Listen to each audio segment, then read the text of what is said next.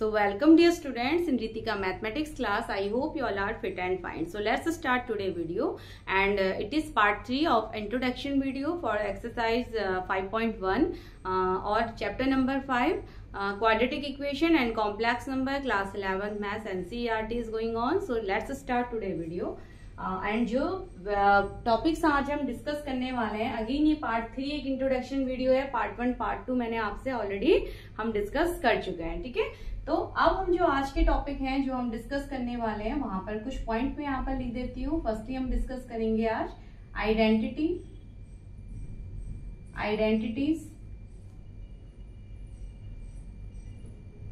Identities of complex number.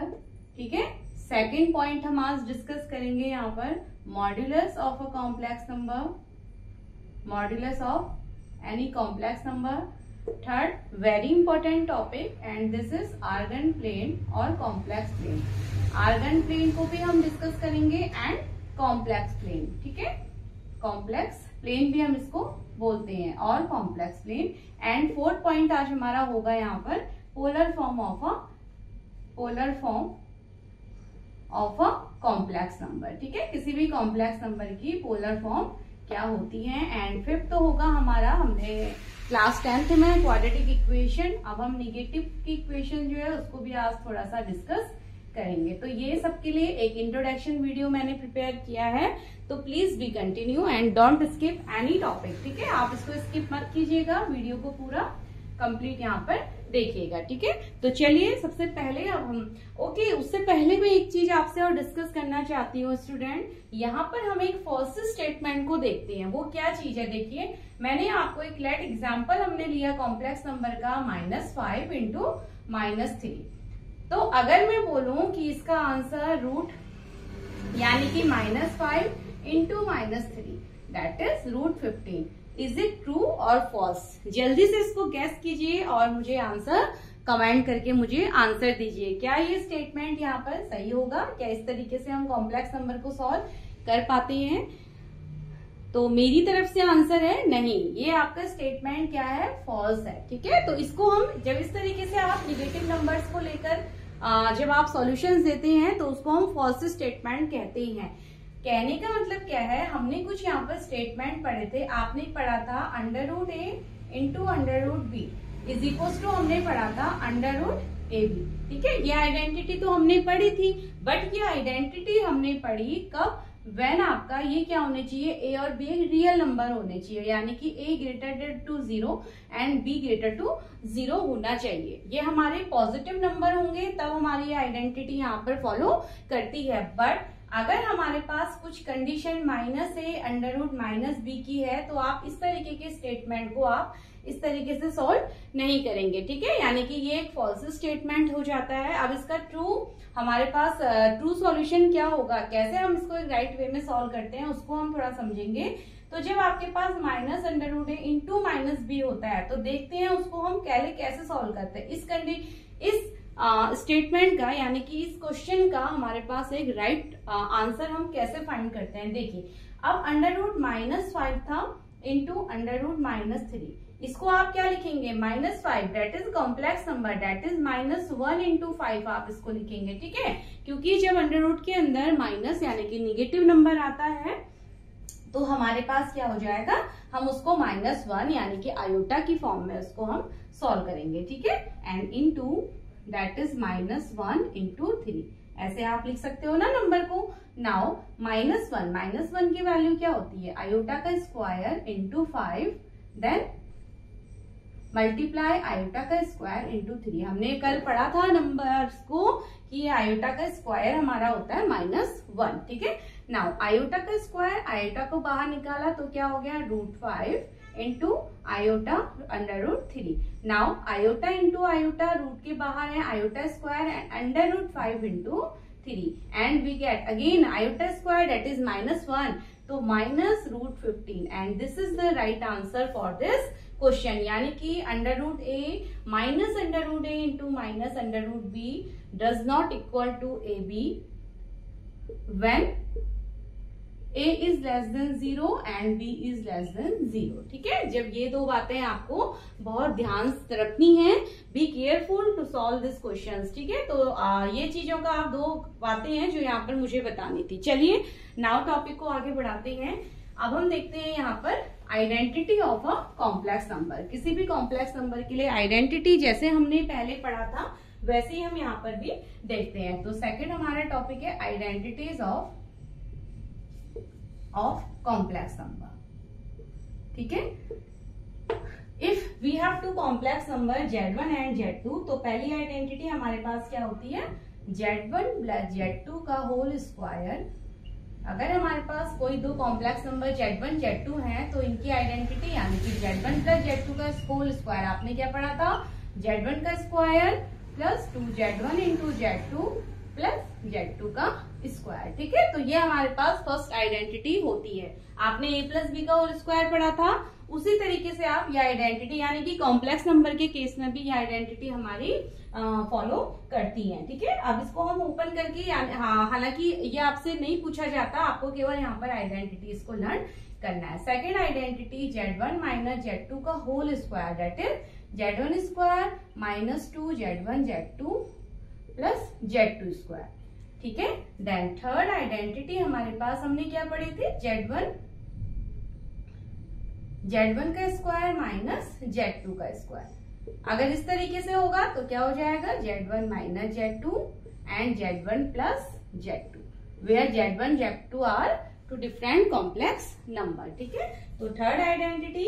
Then next identity हमारी cubic को लेकर के होती है। हमने क्यूबिक के लिए पढ़ा था यहाँ पर Z1 प्लस Z2 का whole cube is equals to Z1 cube plus क्या होता था, 3Z1 square into Z2 plus 3Z1 and Z2 square plus Z2 का क्यूब, ठीक है। ये हमारी होती थी Z1 प्लस Z2 की आइडेंटिटी। एंड लास्ट आइडेंटिटी जो हम यहाँ पर देखेंगे Z1 माइनस Z2 का होल क्यूब, तो that is Z1 cube minus 3Z1 square Z2 plus 3Z1 Z2 का whole square and plus Z2 का cube. So this is our 5 identity which we have to learn, ठीक है। आपको ये याद रखनी है for any complex number.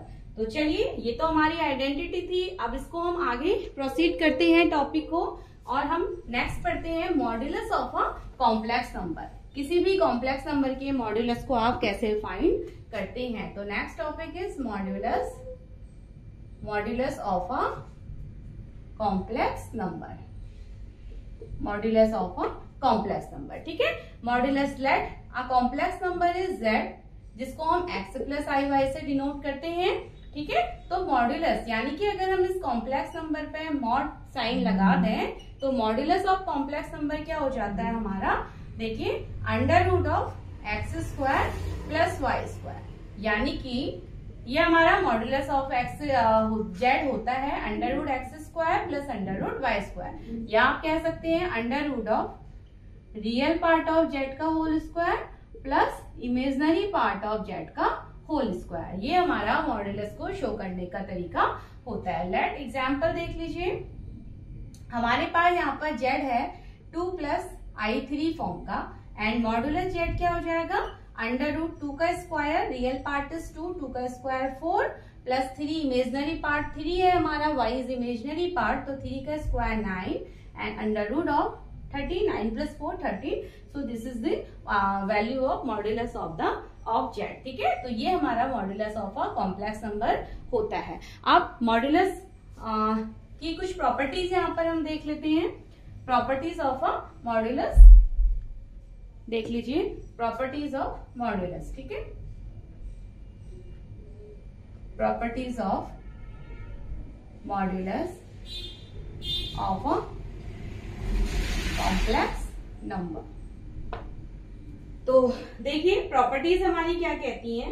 Late हमारे पास क्या है, प्रॉपर्टीज देख लीजिए। फर्स्ट प्रॉपर्टी होती है मॉड्यूलस की, अगर हमारे पास हम किसी भी कॉम्प्लेक्स नंबर और उसके कंजुगेट के साथ जब हम इन दोनों का मल्टीप्लाई करते हैं तो यह हमें मॉड्यूलस ऑफ Z के होल स्क्वायर के इक्वल मिलता है। So this is our first property, ठीक है। और आप इसको यहाँ से आप सेकेंड एक प्रॉपर्टी और फाइंड कर सकते हैं। अगर मुझे यहाँ पर Z इनवर्स की वैल्यू देखनी है, Z इनवर्स क्या हो जाएगा, देखिए जेड इनवर्स हो जाएगा हमारा Z conjugate upon modulus of Z का होल स्क्वायर। यानी कि यहां से आप हमेशा ये प्रॉपर्टी ऐसे याद रखिए, किसी भी कॉम्प्लेक्स नंबर और उसके जब कंजुगेट के साथ हम दोनों का मल्टीप्लाई करेंगे तो आपको मॉड्यूलस ऑफ जेड का होल स्क्वायर मिलता है। ठीक है, देन यहां से जेड इनवर्स हमें निकालना है। जेड इनवर्स यानी कि 1/z की वैल्यू, तो जेड इनवर्स क्या हो जाएगा, हम इस फंक्शन को इनवर्स कर देंगे तो हमें Z conjugate of Z upon modulus of Z का होल स्क्वायर मिलता है। ठीक है, now second property of modulus हमारी होती है, अगर modulus of Z1 into Z2 होता है तो आप इसको सेपरेट यानी कि modulus of Z1 and modulus of Z2 solve कर सकते हैं। ठीक है, and then next property is Z1 upon Z2। अगर इस तरीके से मॉड्यूलस में हमारे दो कॉम्प्लेक्स नंबर हैं तो आप उसको modulus of Z1 upon modulus of Z2 लिख सकते हैं, where modulus of Z2 does not equals to 0। ठीक है, यानी कि मॉड्यूलस ऑफ Z2 हमारा 0 नहीं हो सकता, डिनोमिनेटर 0 नहीं हो सकता। ठीक है, देन नेक्स्ट प्रॉपर्टी हमारी यहाँ पर हो जाती है, ठीक है, तो ये हमारी कुछ मेन प्रॉपर्टीज थी। And one more thing is modulus of Z equal होता है मॉड्यूलस ऑफ जेड कंजुगेट के। ठीक है, modulus of Z and modulus of Z conjugate हमारा इक्वल होता है। ठीक है, और आप इसको माइनस जेड के इक्वल भी लिख सकते हैं। तो ये कुछ प्रॉपर्टीज है हमारी मॉड्यूलस को लेकर के, तो ये प्रॉपर्टीज भी आपको लर्न करनी है। ठीक है, नाउ ओके, एंड सेम हम प्लस माइनस को लेके भी यहाँ पर कर सकते हैं, वो भी मैं आपको यहाँ लिखवा देती हूँ। अगर modulus of Z plus minus Z2 है then you can split it. ठीक है, तो modulus of Z plus minus modulus of Z2, यानी कि प्लस माइनस के लिए भी आप ये प्रॉपर्टी को फॉलो करते हैं। तो आई होप ये प्रॉपर्टीज आपको यहाँ पर समझ में आई होंगी। ठीक है, चलिए अब हम मेन टॉपिक की तरफ आते हैं, विच इज आर्गन प्लेन और कॉम्प्लेक्स प्लेन। अब देखिए आर्गन प्लेन क्या होता है, जब अभी तक हमने कोऑर्डिनेट प्लेन के बारे में पढ़ा है, x axis and y axis के बारे में अभी तक हमने पढ़ा है। अब हम एक यहाँ पर इस तरीके का प्लेन बनाते हैं जिसमें सभी नंबर्स हमारे क्या होंगे, कॉम्प्लेक्स नंबर होते हैं। And topic is Argand plane और कॉम्प्लेक्स प्लेन। ठीक है, आर्गन प्लेन और कॉम्प्लेक्स प्लेन भी हम इसको बोलते हैं। अभी तक हम जेड को कैसे रिप्रेजेंट करते हैं, एक्स प्लस आई वाई से रिप्रेजेंट करते हैं, वेयर एक्स क्या होता है हमारा रियल एक्सिस, एक्स को हम कहते हैं रियल एक्सिस, एंड वाई हमारी क्या होती है, y is imaginary axis, y is imaginary axis, ये तो हमें पता है। ठीक है, अब अगर हमारा यहाँ पर लेट हमारा ओ ओरिजिन पॉइंट है, ये हमारा एक ओरिजिन है, एंड ओरिजिन से ये हमने क्या किया, ये हमारा ठीक है ओरिजिन पॉइंट, और यहाँ पर हमने एक पी पॉइंट लिया, एंड पी पॉइंट के कोऑर्डिनेट्स आप कुछ ले लेते हैं यहाँ पर, तो ये हमारा क्या होता है, यानी कि पी पॉइंट के कोऑर्डिनेट अगर आप एक्स और वाई लेते हैं तो ये हमारा एक आर्गन प्लेन होता है। ठीक है, अब यहाँ पर देखिए इस आर्गन प्लेन में एक्स भी पॉजिटिव होता है एंड वाई भी पॉजिटिव होता है। ठीक है, तो यहाँ पर हमारा कॉम्प्लेक्स नंबर क्या हो जाएगा, एक्स प्लस आई वाई, यानी कि यहाँ पर जो Z and what is Z, Z हमारा ये ओरिजिन से लेके इस पॉइंट तक की, ठीक है, जेड हमारा यानी कि मॉड्यूलस ऑफ जेड या मॉड्यूलस ऑफ कॉम्प्लेक्स नंबर क्या होता है, यहाँ पर ओरिजिन से लेके इस पी पॉइंट तक की डिस्टेंस को हम क्या कहते हैं, मॉड्यूलस ऑफ जेड। और इसी से हम इसको कैसे रिप्रेजेंट करते हैं, under root of x square plus Y square, real part and plus real part का whole square plus imaginary part का होल स्क्वायर। ठीक है, तो this is the modulus of Z. तो यहाँ तक आपको समझ आया होगा। यहाँ पर देखिए रियल पार्ट भी पॉजिटिव एंड इमेजिनरी पार्ट भी पॉजिटिव। अब इधर अगर हम आते हैं तो इधर क्या हो जाएगा, देखिए यहाँ पर हमारा जेड कुछ इस तरीके से हमारा होगा, यानी कि रियल पार्ट हमारा क्या हो जाएगा माइनस में, तो यहाँ जेड क्या हो जाएगा, यहाँ पर जेड हो जाएगा माइनस एक्स, एंड इमेजिनरी यानी कि वाई एक्सिस हमारा, और वाई एक्सिस हमारा पॉजिटिव, तो इसको हम कैसे रिप्रेजेंट करेंगे, इसको हम रिप्रेजेंट करेंगे देखिए माइनस जेड। ठीक है, ये क्या हो जाएगा माइनस जेड, जहां पर हमारा रियल पार्ट निगेटिव है और यहाँ पर P पॉइंट क्या हो जाएगा माइनस एक्स एंड वाई। तो Z हमारा क्या बन जाएगा सेकंड में, Z की वैल्यू हो जाएगी माइनस एक्स प्लस आई वाई, यानी कि इस सेकंड क्वाड्रेंट के लिए जो हमारा, इसको हम सेकंड क्वाड्रेंट में लिख लेते हैं, ठीक है। तो इस क्वाड्रेंट में Z की वैल्यू माइनस एक्स प्लस आई वाई हमारी हो जाती है, ठीक है। आप बस ये ध्यान रखें कि कौन सा एक्सिस पॉजिटिव है एंड कौन सा एक्सिस निगेटिव है। सेकंड क्वाड्रेंट है, एक्स हमारा यहाँ पर निगेटिव होता है एंड वाई पॉजिटिव होता है, ठीक है। तो ये हमारा इस तरीके से माइनस और एक्स। नाउ थर्ड क्वाड्रेंट में अब आते हैं। देखिए थर्ड क्वाड्रेंट में क्या हो जाएगा, थर्ड क्वाड्रेंट में x and this is y, ठीक है। एंड यहाँ पर हमारा, अब देखिए यहाँ पर एक्स भी निगेटिव एंड वाई भी निगेटिव, तो यहाँ पर जो हमारा पी पॉइंट होगा वो क्या हो जाएगा minus x minus y, minus x minus y. और इमेजनरी पार्ट जहाँ पर निगेटिव होता है उसको हम कैसे रिप्रेजेंट करते हैं, वो हमारा हो जाता है कंजुगेट ऑफ जेड, यानी कि जेड बार, ठीक है। तो इस कंडीशन में हमारा जो कॉम्प्लेक्स नंबर होगा वो जेड बार की फॉर्म में मिलेगा, that is minus x minus i y, ठीक है। तो यहाँ पर complex number minus x minus i y. And इसी तरीके से हमारा फोर्थ क्वाड्रेंट में भी होता है, और फोर्थ क्वाड्रेंट में वैल्यू क्या हो जाएगी, ये हमारा फोर्थ क्वाड्रेंट, ठीक है। और फोर्थ क्वाड्रेंट में पी पॉइंट क्या हो जाएंगे हमारे, देखिए वाई निगेटिव है एंड एक्स पॉजिटिव है, तो यानी कि एक्स कॉमा माइनस वाई, ठीक है। और यहाँ पर भी माइनस जेड कंजुगेट होगा, क्योंकि जब इमेजनरी पार्ट हमारा निगेटिव हो जाता है तो उसको हम जेड कंजुगेट से शो करते हैं। तो यहाँ पर जेड क्या हो जाएगा, that is x square, sorry x minus i y. तो ये हमारे आर्गन प्लेन है। मैंने आपको 4 क्वाड्रेंट्स के लिए यहाँ पर आर्गन प्लेन फॉर्म करके दिखा दिया है, ठीक है। और जो ओरिजिन से लेके पॉइंट तक की डिस्टेंस को हम क्या कहते हैं, उसको हम कहते हैं मॉड्यूलस ऑफ जेड। तो आई होप यहाँ तक आपको समझ में आया होगा। तो ये तो था आर्गन प्लेन और complex plane. Now next we will move towards polar coordinates, ठीक है। ये तो हमने Z is equal to X plus I Y की फॉर्म को डिस्कस किया था। नाउ अब हम आ जाते हैं पोलर फॉर्म या polar form of a complex number, ठीक है। Polar form of a complex number.